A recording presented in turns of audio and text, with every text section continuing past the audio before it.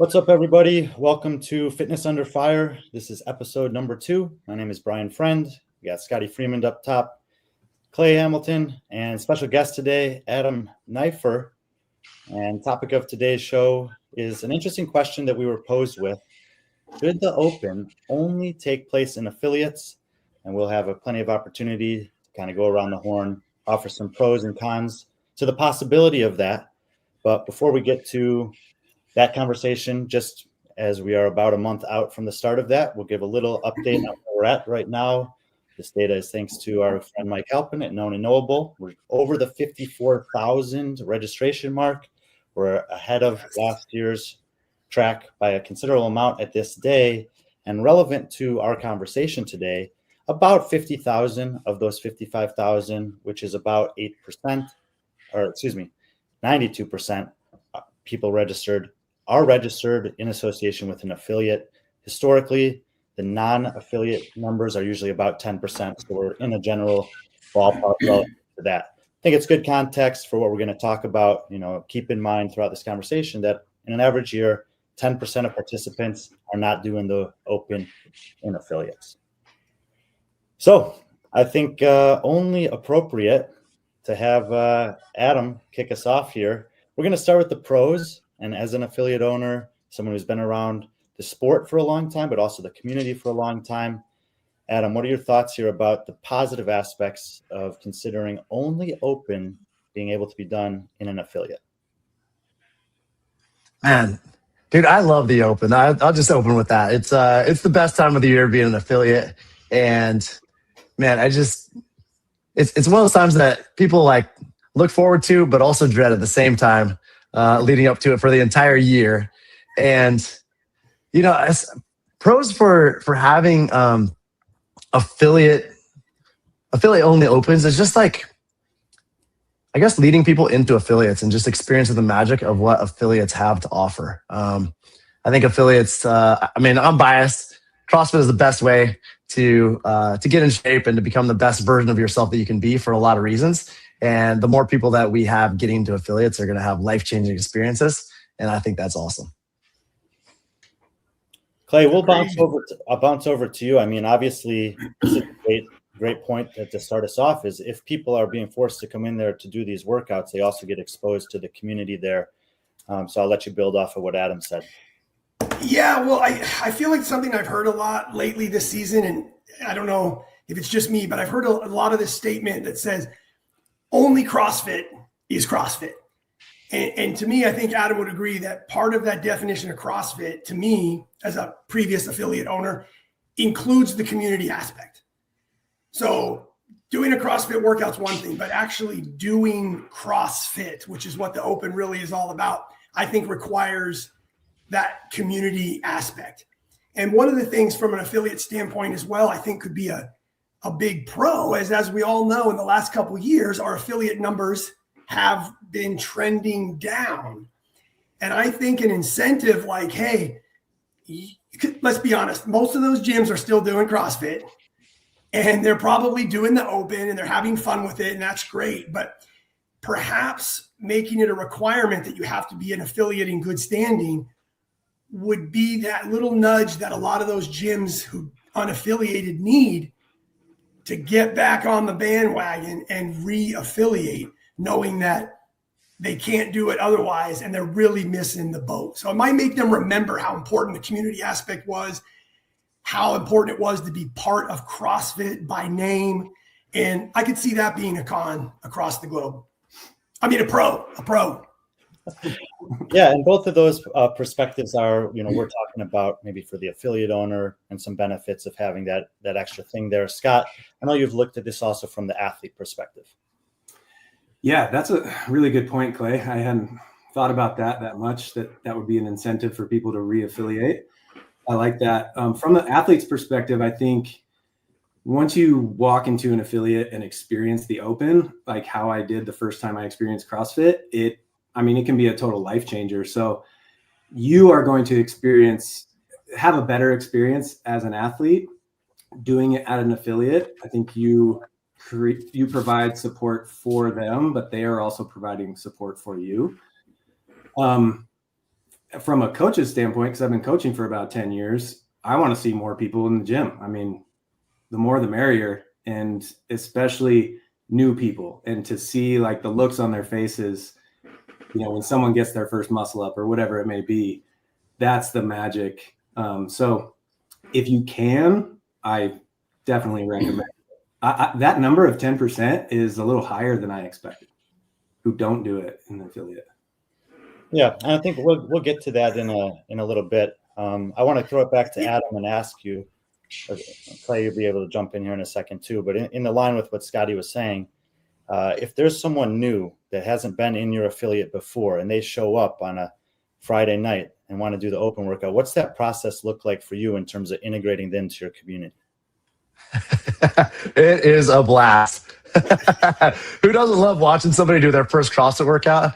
And when their first CrossFit workout is an open workout, it's even more epic. And I can think of actually like a handful of long-term members that were either brand new and started during the open, or maybe they were going through their kind of onboarding process. And you're like, hey, we're gonna change the script. Instead of teaching you, whatever we had on the menu for that day, it's the open. You get to jump in and experience that with the community. And that's just a really cool experience for somebody to have the opportunity to do early on in their CrossFit career. So yeah, man, if somebody comes in, we're like, hey, there's a version of this you can do. And it happens every single year. We invite in our affiliate anybody from the area that wants to do the open and doesn't want to submit a video, like come in. You don't need to pay a drop in. You just show up at CrossFit Fort Vancouver. We got 12 CrossFit classes every day when we run the open. So there's a time for everyone, and you get to just come in and be a part of the community. Scott, hold for one more second. Yeah, I remember from the last couple of years that I was coaching full time at the affiliate down the road that there was always one person that just kind of popped in there. Sometimes they didn't really know what much was going on. Sometimes it was just the first day they were going to come anyway. It just happened to coincide with whatever year point one. And more often than not, that person got in a heat, had a judge, wanted to judge the next heat or the one after that. And, within a week, they were coming to classes on a regular basis. So I've had a very similar experience, Adam, from the coaching side. People who by chance or on purpose showed up during the open often end up sticking around. Clay, what do you got? Yeah. Okay. Well, what I was going to say, I was going to jump onto a little bit of the pros for the athletes, but I was going to go with a different type of athlete.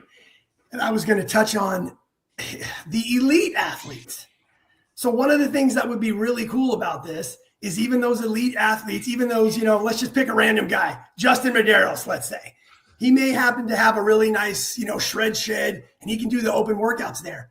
But how cool, I'm not saying he doesn't go to his local gyms, but how cool if those top athletes had to go in to their local affiliates, and how much more energy and excitement that might bring to people in their local community who might not even realize some of these athletes are close by. So it's just a different way to look at it. But I'd love to see all of the top athletes in just some local CrossFit gym throwing down. Like, how cool would that be?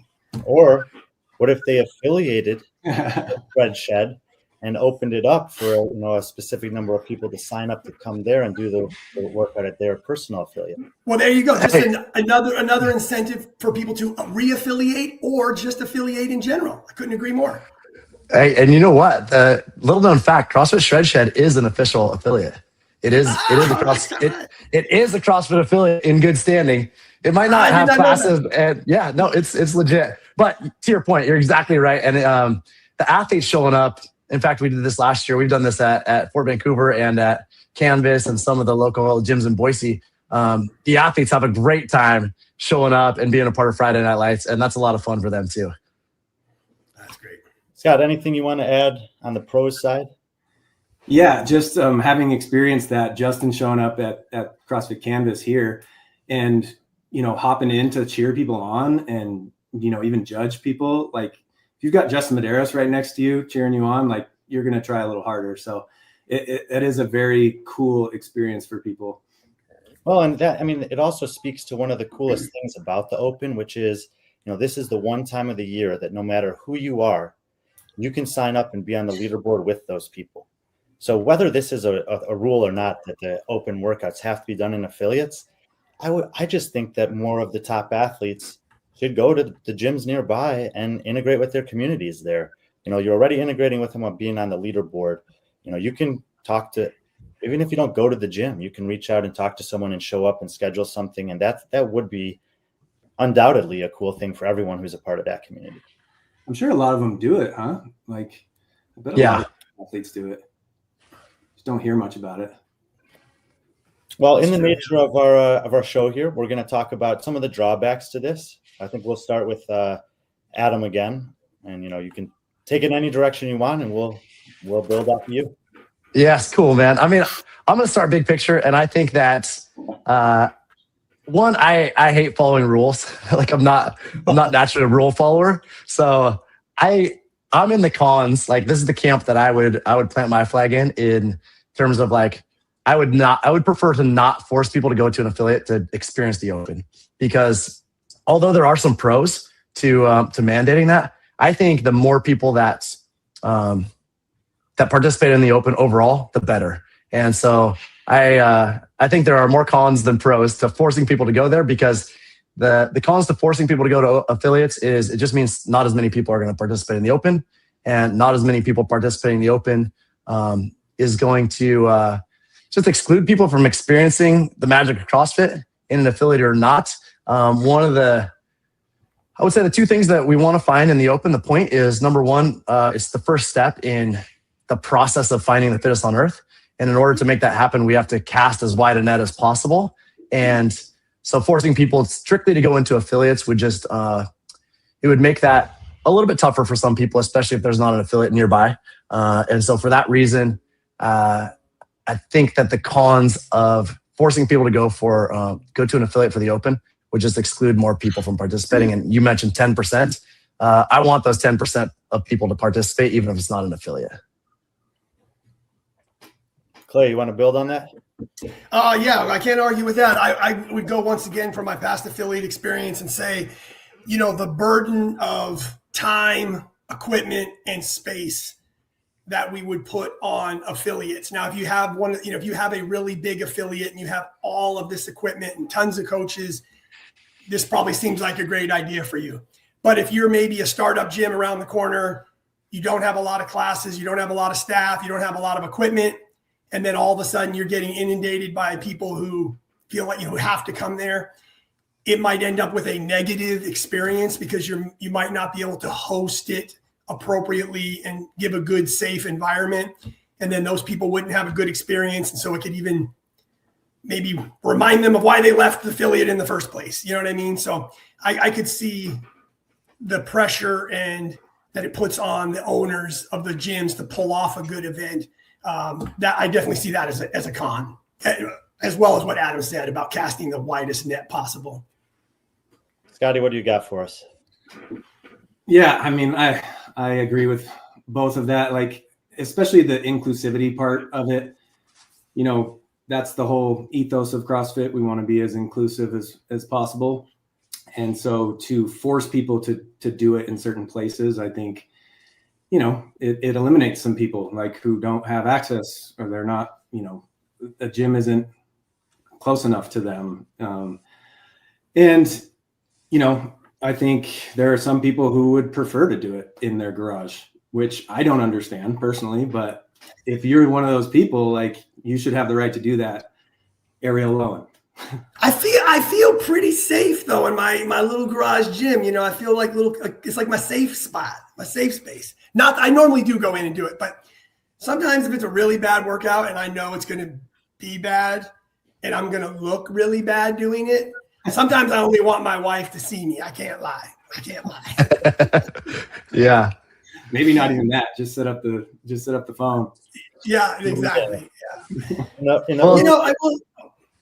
No, go ahead. I'll jump in and say geographically too. I grew up in a small town in Eastern Oregon, about halfway between where I'm at now, which is Vancouver, Washington, and where Scott's at in Boise.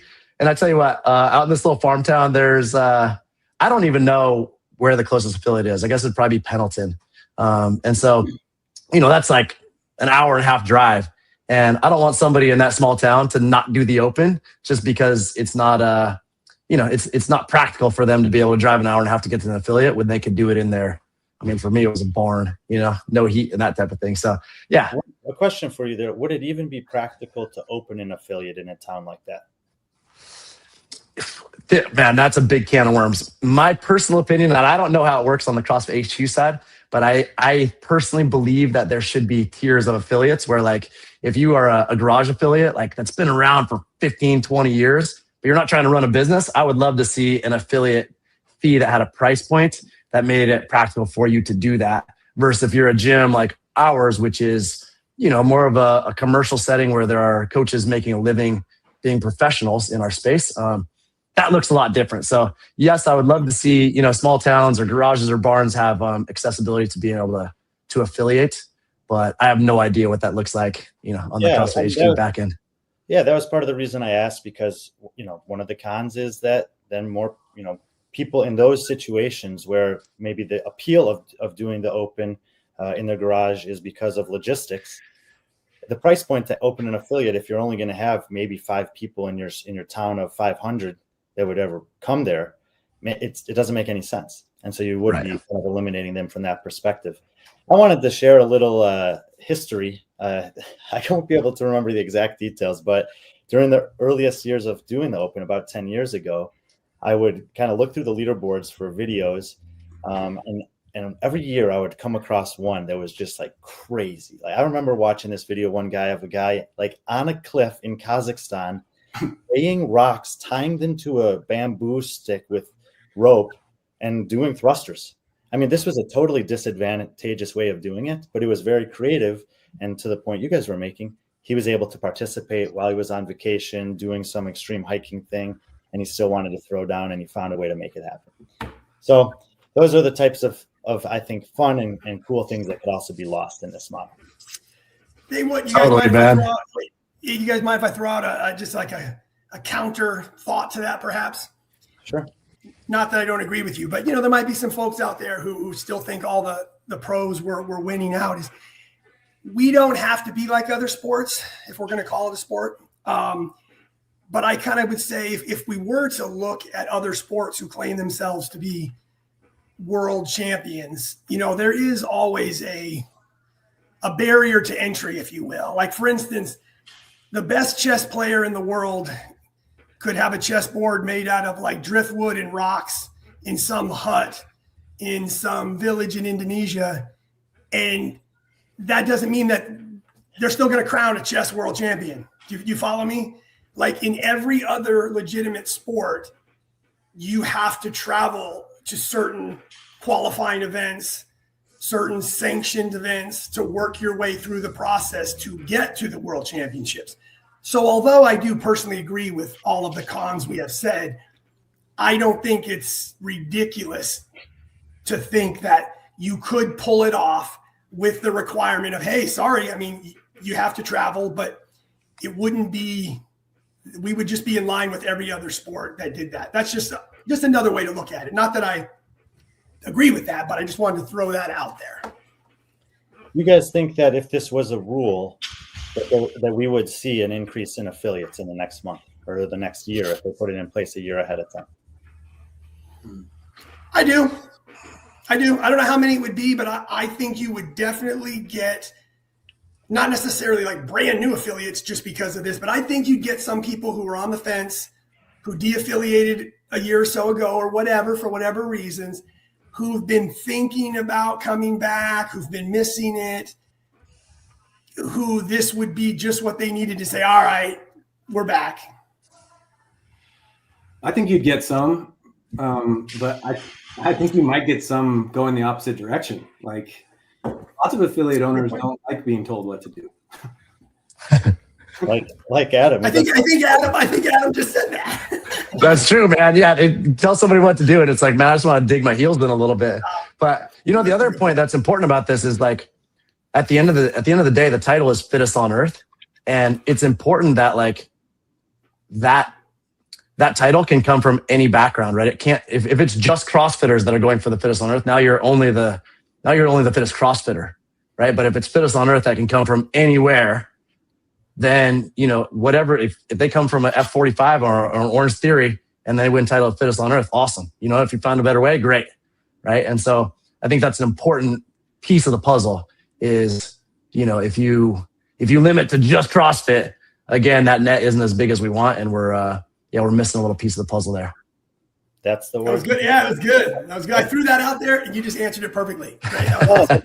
It's the origin of the sport, right? I mean, that was the idea the first time in 2007. We think we've got the best training methodology. If you think it's better, Right. come to us. Yeah, prove it. All right. I think that was pretty good. I'll give each of you guys a chance. You can pass if you want to. Final thought on the topic or something adjacent to it. Adam, you want to kick us off? Sign up for the Open. I mean, obviously, that's the plan. Whether you're doing it in an affiliate or in your garage and you're going to video it, put yourself out there, man. Be vulnerable and do the Open. I'm excited for this year. I think it's going to be awesome. So we'll see you on the leaderboard. Yeah, I want to thank Adam for coming on. I know you're in between classes right now, about to go coach. And I just think you have a very unique perspective in this space, being an affiliate owner, coaching classes at your gym for your community, and coaching top level elite pro athletes. So appreciate your time, man. Dude, thank you. Hey, what do you got for us? All right, I'm going to be a little bit longer than that. I do want to throw out one thing that's been on my mind. Just one more thing to discuss real quick. Maybe there's a hybrid option, okay, where you don't have to do it in affiliates, but people who are non-affiliated have to sign up for like a temporary affiliation. Does that make sense?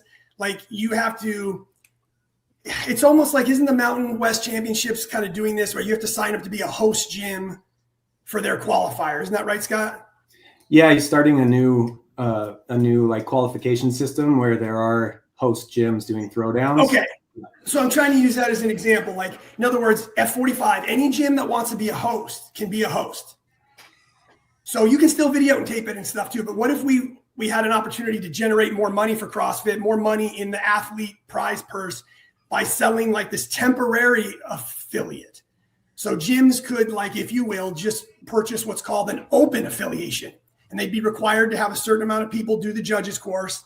And now they would become an affiliated gym just for the purposes of qualifying workouts for the open. Did that make sense? Totally. Yeah, man. All right. What do you think? What do you think? What do you think? Well, it's in some essence, it's similar to what Adam was saying, is that, instead of just having baseline option, affiliate or not, there may be some kind of hierarchy or some other options, like you guys said, could be more realistic for certain demographics and or create more revenue that we could then allocate towards different parts of the ecosystem. Yeah, man, I think it's a cool idea. I guess All right, thank you. Yeah, thank you, Clay. I guess that leads me. I think, final thought for me is that I'm echo what Scott said. Grateful for Adam coming on. Happy to have some guests on hopefully have some other guests come in here and have some of these topics, but also open it up to anyone out there that's listening. If there's a topic that you think would be a great one to have a well-rounded conversation about, if there's a guest that you think could accompany that, send it our way. And if you are prepping for the Open, best of luck this year. It's always a great challenge, and I hope that you have an incredible time, whether it's you on your own in your garage or with 100 people screaming at you on a Friday night. This is Fitness Under Fire. Thank you, Adam, Clay, and Scott. We'll see you guys for the next episode. Thanks, guys. Appreciate it.